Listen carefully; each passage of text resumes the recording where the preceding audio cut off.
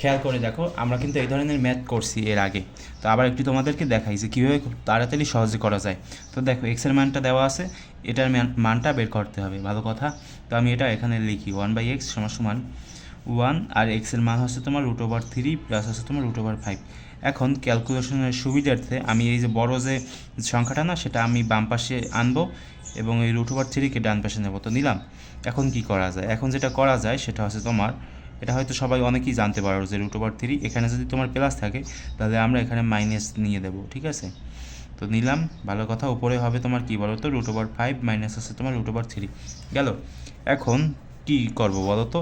তোমরা এরকম সূত্র পড়ছো না, A² - B², সেটা হচ্ছে তোমার A + B × A - B, এই ধরনের সূত্র কিন্তু তোমরা পড়ছো, ঠিক আছে? তো পড়ছো, ভালো কথা। এখন কি করা যায়? এখন সেই সূত্র মোতাবেক এটাকে কিন্তু তোমরা সেরকমভাবে লিখতে পারো, ঠিক আছে? এই যে অংশটা, এটাকে। তো আমি এটাকে এভাবে যদি লিখি, মানে এই ফর্মেটে যদি লিখি, স্কোয়ার নিচে হবে তোমার √3 এর উপর স্কোয়ার, তো গেল। এখন এখানে কি হবে? √5 মাইনাস হচ্ছে তোমার √3। আচ্ছা, তো ভালো কথা। এখন এখানে এইটা কাটাকাটি যায়, থাকে কি বলো তো? এখানে 5 থেকে 3 গেলে, মানে এই যে এগুলো তোমরা বাদ দাও, 5 থেকে 3 গেলে থাকবে হচ্ছে তোমার 2, আর এখানে হবে √5 মাইনাস হচ্ছে তোমার √3। আচ্ছা, ভালো কথা। কিন্তু এখানে কিন্তু অপশনে এরকম কোনো মান নাই, কোনো মান নাই, সমস্যা নাই। আমরা কি করতে পারি? আমরা যেটা করতে পারি সেটা হচ্ছে যে এই যে এটার নিচে কি আছে, 2 না?